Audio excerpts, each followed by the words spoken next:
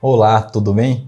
Me chamo Bruno Vargas, hoje eu venho com um enfoque no quadril para passar informações importantes aí para vocês, tá bom? O tema de hoje é um tema que o médico, o ortopedista, ele tem que ter bem claro esse diagnóstico na cabeça, porque você só acha o que você sabe que existe.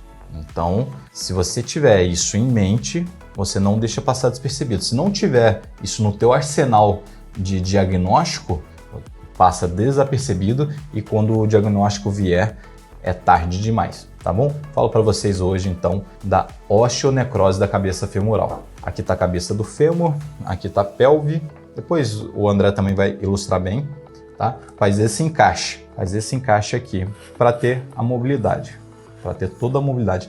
A cabeça, a zona de carga da cabeça femoral, ela fica coberta pelo acetábulo 70%. 70% dela está sustentada pelo acetábulo.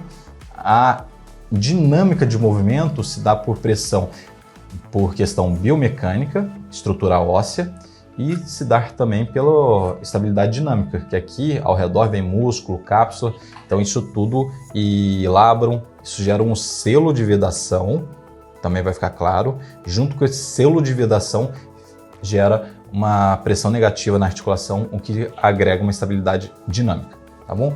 Então, aqui na cabeça femoral, o que acontece? Você pode ter morte da cabeça femoral, de células da cabeça femoral. Por que isso pode acontecer? Pode acontecer por doenças do lisossoma, mitocondriais, pacientes que têm anemia falciforme, artrite reumatoide, lúpus, ou seja, doenças inflamatórias, traumatismo, pessoas que mergulham, olha só, pessoas que fazem o disbarismo, sai de uma pressão muito grande do fundo do mar, vai para a superfície, isso de formas repetidas, cíclicas, corre o risco, tá bom? Uso excessivo de corticoide, uso de destilado, whisky, vodka, enfim, destilado. Tem até o artigo mais recente até orienta, são 400 ml semanais de destilado, você tem uma alta propensão e o corticoide está mais ligado à pulsoterapia intravenoso, tá? O oral também pode ser, a longo prazo pode ser também.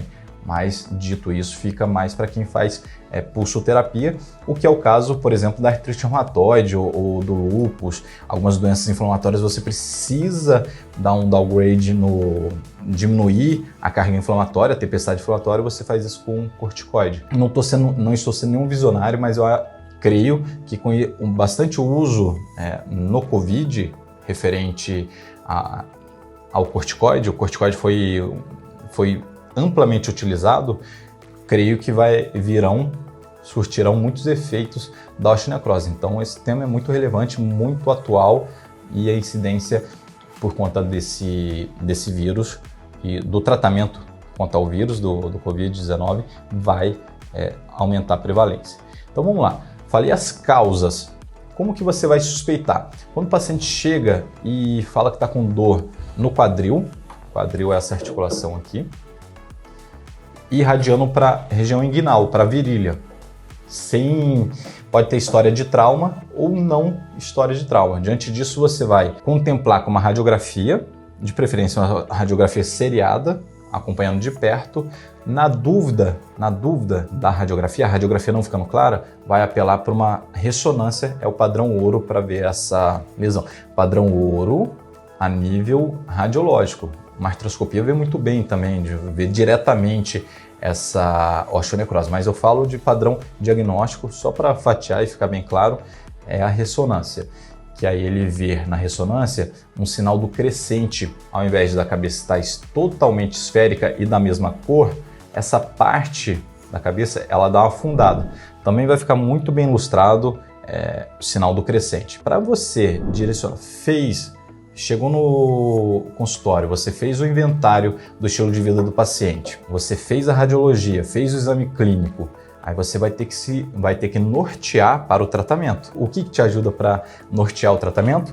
São as classificações, tá bom? Tem a classificação de Laredo, Steinberg, Mas a mais usada, a mais universal é de Ficar-Yalê, que leva em consideração o sintoma, o raio-x e a cintilografia. Por que a cintilografia? A cintilografia hoje em dia, André, ele ficou mais a nível de academicismo, quase não se usa mais. Mas como está na classificação, vamos explorar esse assunto. A cintilografia tem vários tipos de contraste. Ele pega, é um radiotraçador, ele pega a captação desses isótopos e perante isso você vê a viabilidade da cabeça femoral, ou seja, ver se tem células mortas, células vivas. Isso fica bem claro na cintilografia. Geralmente a cintilografia tem 3 fases, tá? Arterial, venosa, enfim, não é o escopo, não vamos pegar tantas tangentes, senão não vou conseguir fechar e ficar claro essa doença tão maligna para o doente, tá bom?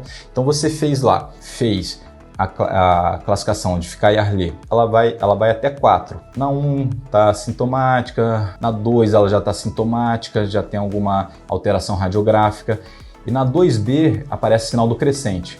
Por que esse sinal do crescente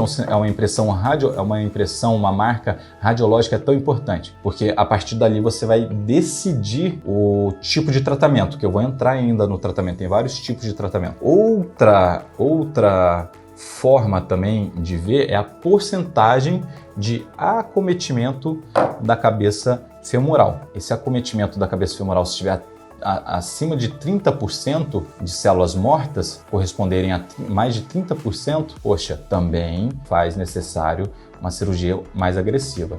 Em nenhum dos casos, eu não considero em nenhum dos casos o tratamento conservador, ou seja, tu teve osteonecrose, na minha cabeça e na literatura é sempre tratamento invasivo. A não ser que seja muito idoso, não tenha condições operatórias, esse é o extremo. Mas, no geral, sempre uma tratativa invasiva, seja artroplastia, seja uma foragem, seja uma descompressão, seja uma osteotomia. Então, tem várias formas de tratar. Eu gosto muito já dessa métrica dos 30% e pegar esse marco radiológico da classificação de Ficar-Yalê 2B, que é ver se tem um sinal do crescente. Na classificação de Steinberg, que é uma classificação também antiga e consagrada, você vê pela ressonância. Ela vê a ressonância e ela está na classificação 3 de Steinberg. Então, isso tem que ser levado em conta também. Às vezes você vai estar falando com um colega em Minas Gerais, às vezes a escola dele, o academicismo dele levanta essa classificação ao invés da Ficar-Yalê, então você tem que estar municiado, tá bom? Então, diante disso, vamos partir para o tratamento. Fez o diagnóstico, quantificou. Tem um outro, antes de entrar no tratamento, tem um ângulo que é muito importante que eu levo em consideração também, que é o ângulo de Kerbu. Você vê a osteonecrose na incidência radiográfica em AP seria isso daqui, ó, anteroposterior, ou no perfil, tá? A incidência bate aqui, você vê a parte lateral do quadril. Perante essas incidências, dá para fazer o ângulo de Kerbu, traçar o ângulo de Kerbu. Na soma do anteroposterior, repito, anteroposterior, e na soma do lateral, do perfil, da incidência em perfil, a zona de necrose, a zona de células mortas, se passa, o normal até 160, você está bem leve, de 160 a 200, já está moderado, acima de 200, já invadiu muito, as células mortas tomaram conta da cabeça. Então, um caso mais avançado. Então, o ângulo de Kerbu tem que estar na nossa abordagem, no nosso pensamento. Partindo para o tratamento, como eu falei, é sempre invasivo. Você pode apelar para uma foragem, que você entra de forma percutânea, tá? Você entra com uma cânula, tem até um buraco aqui, tá vendo, ó? Desculpa, deixa eu pegar algum exemplar aqui. Aqui, ó, você vê que isso aqui entra, ó. Tá? Só como exemplo, tá? Só exemplificando. Então entra com uma cânula, faz um furo na região da necrose, das células mortas e descomprime a cabeça. Por que descomprime? Porque a célula, quando você tem células mortas, ela vai gerando um ciclo vicioso, vai aumentando o número de células mortas, então a doença progressiva, isso vai expandindo, vai explodindo a cabeça, isso ocasiona muita dor. Então, por que eu sempre levo para o tratamento cirúrgico? Eu estou respaldado isso pela literatura. Por quê? Porque é uma doença progressiva. Se você não fizer nada, ela vai crescer.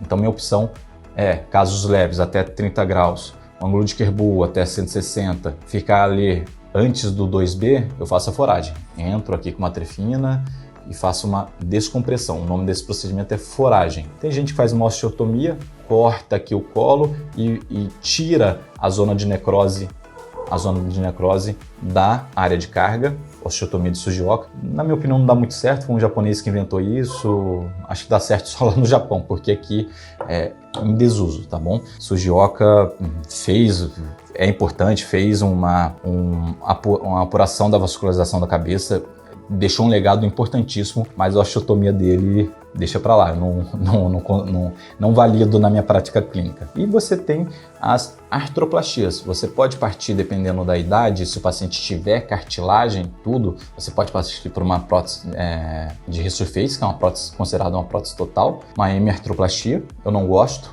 eu acho que desgasta rápido a cartilagem, porque entenda, cabeça e acetábulo. Aqui entre os dois tem o labrum e tem a cartilagem. Se você coloca uma estrutura metálica substituindo a cabeça, ou seja, vamos supor que eu substituir.